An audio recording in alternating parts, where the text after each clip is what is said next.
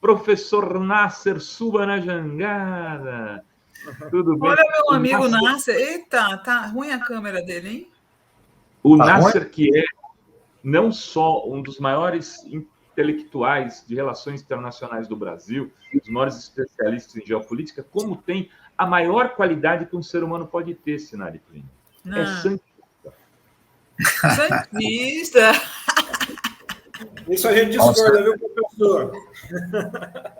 Aliás, por falar em santista, né? Tadinho do Pelé, né, gente? Vocês viram? Não vi agora. Não, câncer generalizado. Ah, né? sim. Foi o que me estão dizendo isso nas redes, né? Coitado. Bom, vamos lá então. Acho que o assunto hoje com o professor Reginaldo Nasser aqui é tudo isso que a gente tem visto e pouca gente tem entendido, viu, professor? Tem esse conflito. O fato é, né, a Ucrânia foi convidada para participar da OTAN e o Putin, lógico que não gostou. Mas a gente tem muito mais coisa por trás disso do que a gente vê, principalmente na mídia liberal. Por exemplo, eu não ouvi falar nada, ouvi muito pouco sobre a questão do petróleo que envolve isso, né, professor? Dá um preâmbulo para a gente entender um pouco o que está acontecendo lá. E é possível uma guerra na Europa? Bom, boa tarde, Alvai, Sinara, quanto tempo? Quanto tempo, né? Prazer estar aqui com vocês. É um contexto, acho que a gente tem que colocar dentro de um quadro aí mais amplo, né? Tem a questão imediata é a que você falou, e não só porque ela é imediata, ela é a principal, né? Ou seja, a localização da Ucrânia, né? Eu tenho dito o seguinte, por mais que tenha mudado o mundo, acabou a Guerra Fria, globalização, a questão territorial, a questão espacial, o domínio do espaço, ele ainda pesa. Ele ainda pesa nas disputas e nos conflitos internacionais, e o peso aí é maior porque envolve gente grande, né? Envolve um processo histórico marcante no mundo, que é a Primeira e a Segunda Guerra Mundial, né? Porque a Ucrânia, né, eu digo sempre isso, não dá para discutir sem olhar para o mapa. Então, o pessoal tem que olhar ali para o mapa. A Ucrânia está ali entre a Rússia, né, de um lado, a União Soviética, e do outro, a Europa Ocidental. Né? Então, na Segunda Guerra Mundial, a Alemanha invadiu a Ucrânia, conseguiu adeptos, vários grupos, também tinha vários grupos da Rússia, e entrou na União Soviética. Então, ali é um entorno muito complicado. A Ucrânia é um país importante, sempre foi. Então, eu vi uma entrevista do Putin, não estou aqui respaldando o Putin, apenas dizendo que o Putin, com várias críticas que a gente pode fazer, ele é alguém que tem uma formação que leva em conta a história, né? Então, ele disse o seguinte, aquilo ali, aquela região, o Estado ucraniano, foi criado no contexto da Primeira Guerra Mundial. Não tinha Ucrânia, tinha um território, né, um movimento nacional. E foi reconhecido pelo Lenin. Isso foi dito na entrevista. E, portanto, essa ideia dessa nação da Ucrânia, ela nasce nesse contexto. E aí ele diz o seguinte, olha, o que os Estados Unidos diria de ter mísseis na fronteira dos Estados Unidos com o México ou na fronteira com o Canadá? Ele tem razão. Veja, aqui não é questão, eu estou vendo muita discussão de regime político. Tem uma hora que geopolítica suspende tudo isso. Esquece regime político, esquece partido, esquece tudo. Uma questão de segurança da nação. Entendeu? Não quer ter míssil aprontado para ele ali naquela. É isso. Mesma coisa que Israel sempre falou do Irã, né? Sim. Quer dizer, você apoia que Israel contra o Irã porque o Israel não quer ter bombas perto, né, Nasser? Sim. Não, o caso ali de Israel é outro. Israel tem a bomba nuclear e não quer que ninguém mais tenha na região, o que daria a ideia de equilíbrio. Né? Então, esse assunto é muito sensível. Tem um diplomata americano, um grande pensador, já faleceu, George Kennan, que foi o cara que influenciou a política externa dos Estados Unidos durante toda a Guerra Fria. Então, quando acaba a Segunda Guerra Mundial, ele é embaixador dos Estados Unidos na Rússia, na União Soviética. Ele falava russo e tudo. Ele escreve um artigo e ele não pode se identificar. Ele aparece como Mr. X. E ali ele analisa quais são as motivações da Rússia. Como é que nós vamos lidar com a União Soviética? Acabou a Segunda Guerra Mundial. Esse texto é famosíssimo e tal. E o Kina morreu falando isso. Ele morreu em 93, 94, protestando contra o que Clinton estava fazendo, que é expandir a OTAN. Então, o Kina não é de esquerda, não é nada. O Kina é muito mais ligado aos republicanos. Diria, não expanda a OTAN, isso vai dar problema. Não faça isso. E se a gente olhar o mapa, a OTAN vem expandindo. Né? Aí, outro dia, eu vi, acho que é o editor da Folha Internacional, e foi assim, a Rússia cerca a Europa Ocidental. É o contrário. Justamente. A OTAN vai abraçando ali a região. Né? E isso é inegociável. Ninguém na Rússia vai apoiar isso aí, nenhum partido político, porque isso é sobrevivência da nação. Então, essa eu acho que é a questão principal. A outra, você fala, na verdade, é o gás. O gás, que a Alemanha depende... A Europa inteira depende do gás da Rússia. Mas a Alemanha, 35%. O gás vem... E a Alemanha não tem energia, né, nuclear, praticamente. Mas depende muito dessa energia. E tanto é que a Rússia já estava construindo com a Alemanha um gasoduto que vai pelo mar para contornar a Ucrânia.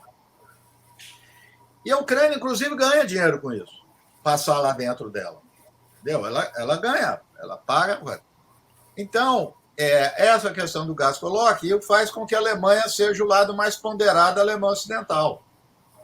A Alemanha não quer que fique assim, que não tenha a OTAN, que a Ucrânia não entra na OTAN e continua comprando gás da Rússia, ok, vamos embora, a vida segue, né? Mas a Alemanha foi chamada aí às tinchas, né? Porque o comandante da Marinha deu uma declaração que ele tinha que demitir. Então, a situação é essa. E o Biden está com problema nos Estados Unidos, de popularidade. E como bom presidente americano, gosta de levantar algum problema no mundo para mostrar o músculo americano, músculo de longe, né? Mostrar o músculo americano e dizer que ele não admite tudo, mas não vai fazer nada além disso.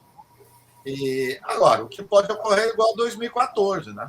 Ter confronto lá dentro, entre os grupos, né? Grupo pró-Rússia e grupo pró-Ocidente. 2014, 14 mil pessoas morreram, de 2014 para cá. Né? Então, é a situação clássica da geopolítica. Tem outras situações que não. Essa é clássica. Né? E envolve grande potência. Então, precisa ir com cuidado, ponderado, negociar. O Nasser... você vai perguntar, Rovário? Eu queria fazer a pergunta de ouro, assim, vai ter guerra ou não? Porque tem muita gente dizendo essa é só um jogo de cena, tal, e ao mesmo tempo a mídia internacional, fora brasileira, está todo mundo apavorado, ou pondo pavor, né, a gente não sabe o que.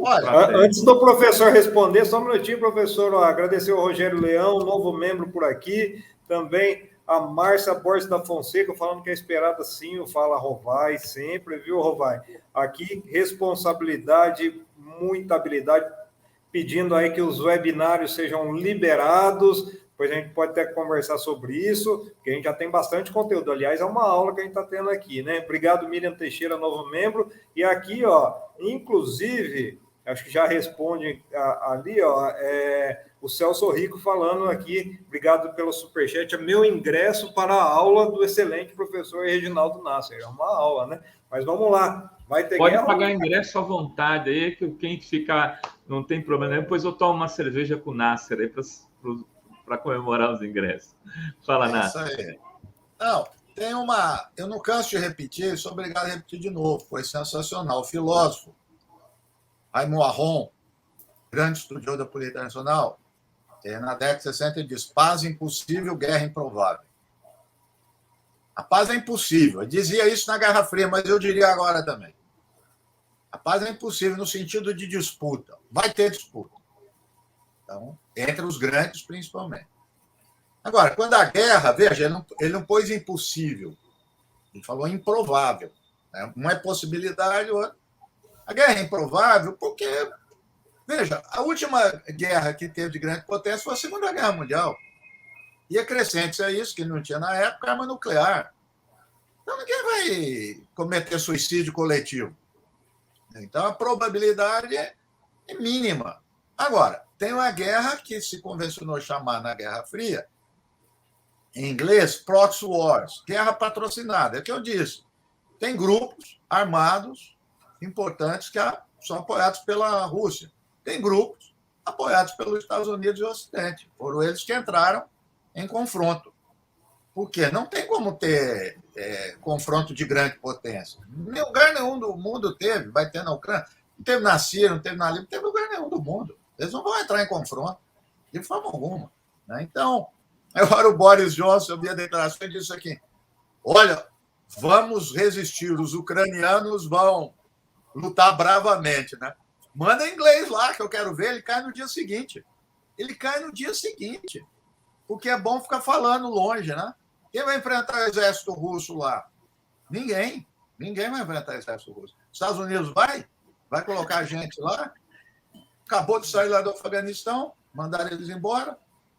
Então, olha, é muito assustador. Ontem, eu falei, deixa eu dar uma olhada nos jornais.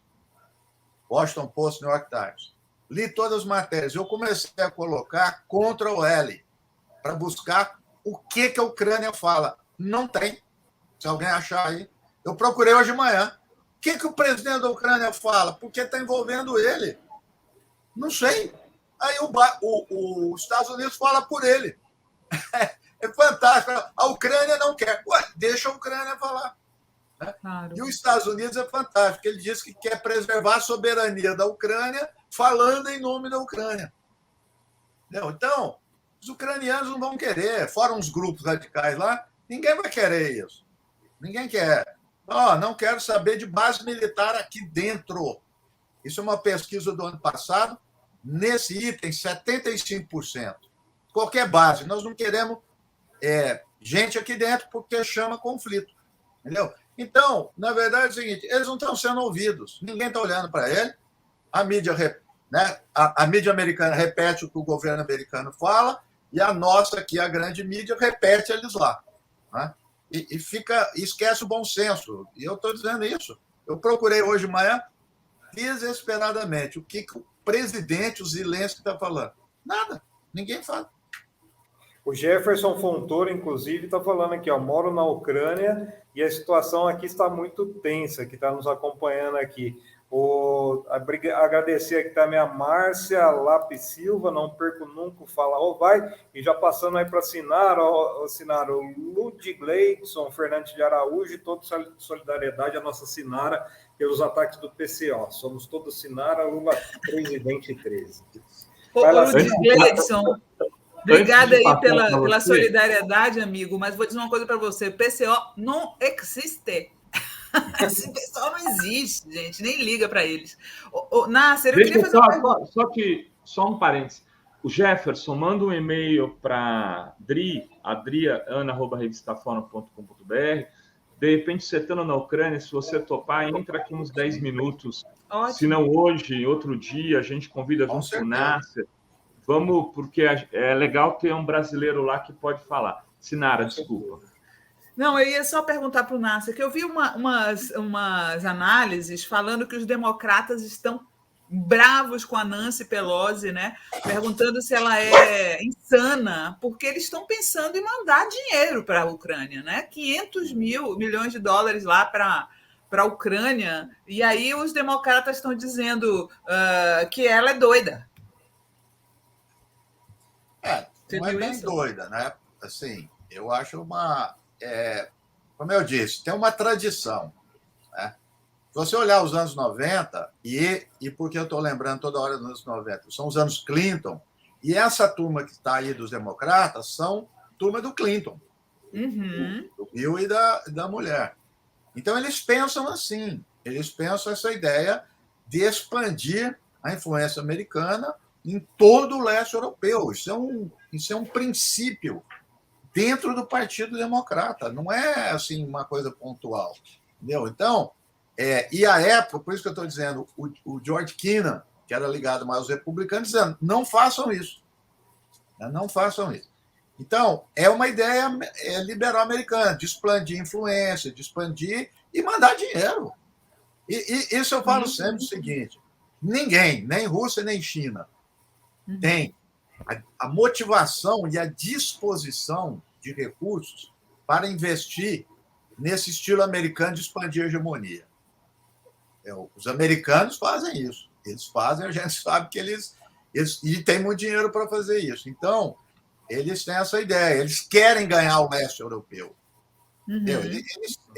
Fukuyama, o Fukuyama. O Fukuyama escreveu agora da Ucrânia. Eu fui ler. Eu vou ler o que o Fukuyama fala, que ele é muito diferente. Dizendo que é fundamental a Ucrânia estar conosco. Ele diz isso. Então, é uma ideia forte, arraigada. Agora, aí até chegar, que vai quanto de dinheiro vai colocar, não sei o quê. Eles fizeram, né? Eu vi aqui que tem um ato chamado Ato Defendendo a Soberania da Ucrânia em 2022. É interessante como eles se interessam pela soberania da Ucrânia, né? Não tem... É uma coisa interessante. Então, eles na época, vários... Desculpa, eu estou com muita coisa na cabeça. Qual foi a acusação ao filho do Biden na campanha? Não é porque o Trump fez que nós vamos desconsiderar. De negócios com a Ucrânia. O filho do Biden ligado ganhou bilhões de dólares. Ninguém está falando isso. Então, por isso que a memória tem que ficar ativada. Ele ganhou bilhões de dólares com negócios na Ucrânia. Então, é dinheiro dos Estados Unidos. Então, pouco se lixando, vai ter ganho. Então, é muito dinheiro lá. Né? Então, eles não querem perder a influência na região. E o Putin, repito, tem um pacotão aqui de crítica do Putin em regime político. Mas ele pensa como o realpolitik. Ele diz, aqui tem o Estado, tem a fronteira, eu não quero míssil na minha fronteira. Ok? Se fizer isso, a gente conversa o resto. Isso não tem papo. É isso. Não tem papo mesmo. Eles não vão aceitar. Pode escrever isso. Não vão aceitar. Isso é inegociável para a Rússia. Inegociável. Não tem. Vem lá da Catarina até o Putin. Eles não vão abrir mão disso. Outras coisas eles discutem. Isso não. O professor, o Cadu Lacerda está mandando aqui um superchat, perguntando aqui, professor, sempre falam da ameaça russa sobre a Europa, mas ao longo da história sempre foi mais comum europeus atacarem a Rússia do que o contrário, certo?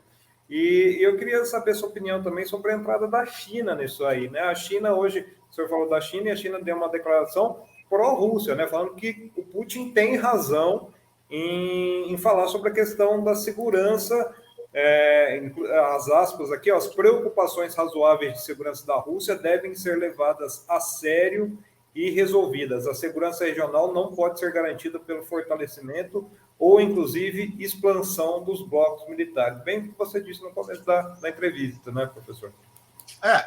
Mas, olha, China, Rússia e Estados Unidos, grande potência, eles falam o que quiser, justifica. Estão falando isso por causa da Taiwan, entendeu? Eu escrevi um artigo, eu fui ver aqui para o Rovai pediu na época, eu escrevi 2014, eu vou manter integral sobre a Ucrânia. E no artigo, eu fui rever, eu falava do direito internacional. Então, é muito interessante. O Putin reivindicou autodeterminação para invadir a Crimeia, porque o povo da Crimeia votou a favor. Os Estados Unidos reivindicou autodeterminação porque Kosovo votou a favor da autodeterminação e os Estados Unidos apoiou. Você usa de tudo quanto é lado do direito internacional. Então, isso aí é hipocrisia de todas as grandes potências. A China, claro, nesse sentido, ela vai ficar do lado da Rússia, mas não vai fazer mais nada disso. Dá a declaração, fala tchau, vocês que resolvem esse problema aí, não está aqui na Ásia, não tem nada a ver com essa história aí. Mas o fato é dessa ideia de autodeterminação. Isso é um quiprocó até hoje. Desde o final da Primeira Guerra, o que é autodeterminação? Então, se usa para várias coisas. Como eu disse, e o povo da Ucrânia? Não houve. Então, você tem regiões da Ucrânia. Veja, eu não sei se vocês lembram, conheceram o Boris Schneiderman. Von Schneider era ucraniano, morou aqui no Brasil, já faleceu, faleceu quase 100 anos. Ele foi o primeiro tradutor das obras russas para o português. Ele era engenheiro, lutou na Segunda Guerra Mundial pelo Brasil, né? Eu conheci o Boris, era uma figura fantástica. Ele nasceu ali do lado oriental da Ucrânia, não sei se na Crimeia. Ele não falava ucraniano. Ele nasceu no início do século XX. Ele não falava ucraniano. Por que eu estou dizendo isso? E ele me chamou a atenção. Ele falou, porque ali é uma extensão da Rússia. É isso. Estava falando de futebol, quando a Rússia ganhou a Copa Europeia, quando foi? Eu me lembro. As cidades ali, ele me falou, olha lá, Reginaldo, todo mundo saindo nas ruas. Agora, em Kiev, por exemplo, a maioria é pró-Ocidente. Então, você tem uma nação completamente dividida. Completamente dividida. Se for levar isso. Então, é melhor não levar essa questão. Professor, e é falta essa questão do ser mais alvo? Tem algum microfone embaixo? É fato essa questão da Rússia ser mais alvo da Europa do que ao contrário? Não, eu acho que isso não. Veja, aí eu acho que a questão que, se for voltar isso, que trouxe instabilidade no acordo entre os grandes da Europa foi a Prússia. Alguma coisa aí aberta. Aqui não é, não. Aqui é o Luca, que fui eu. O que trouxe, Plínio, foi a Prússia, né, que veio ser a Alemanha final do século XIX e início do século XX. A ascensão dela que desestabilizou tudo. Porque a Rússia fez acordo com as grandes potências ocidentais na Primeira Guerra. Quando os bolcheviques chegaram aí, eles saíram, fizeram o acordo de Tratado de Paz, de Brest-Litovsk, e depois, na Segunda Guerra Mundial, o Stalin se uniu com o Ocidente, né? A variável aí se chama, na Europa, Alemanha. Ela que fez toda essa turbulência, né, naquela época, né? E agora é isso, a Alemanha sempre próxima da Rússia, Inglaterra e Estados Unidos sempre confrontando. A França fica ali no meio termo. E o resto fica assistindo. Espanha, Portugal, Itália, fica assistindo. Segue o que os Estados Unidos falam. Mais alguma questão? Não, então, eu queria só para finalizar, eu vou ter que sair também, eu estou vendo que a Ivana chegou, quero mandar um beijo para ela até antes dela subir, queridíssima, e passa por uma estratégia eleitoral também, todo esse confronto, Nácia, porque o Trump era mais próximo do Putin, né? Ou pelo menos era acusado pelos democratas de ser. E eles podem estar querendo jogar no colo do Trump isso tudo, você acha? É o seguinte, você entende mais do que eu disso aí, dessa política de eleição, de partido, estava vendo aí comentários seus sobre opinião pública e tudo. Eles jogam com isso. Os republicanos, quando foi o Obama em 2014, falaram tem que jogar duro, tem que jogar duro. Quando os anos entraram, eles jogaram mole, jogaram macio. Agora joga duro, é para confrontar a opinião pública, né? Então, é demagogia. Os republicanos, tudo. Antes, não, era uma coisa doutrinária. Com o Trump, essa questão doutrinária de política internacional, vamos dizer assim, a la Kissinger, acabou. O Kissinger é contra a expansão da OTAN. Sempre foi. Porque ele está nesse campo dos realistas republicanos. Isso no Partido Republicano sumiu, acabou. Não existe mais, pelo menos agora.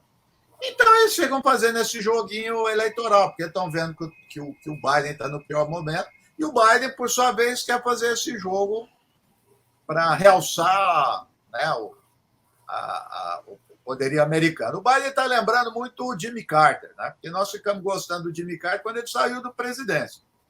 Porque na presidência ele foi desse jeito, invadiu o Afeganistão, foi ele que começou a invasão do Afeganistão.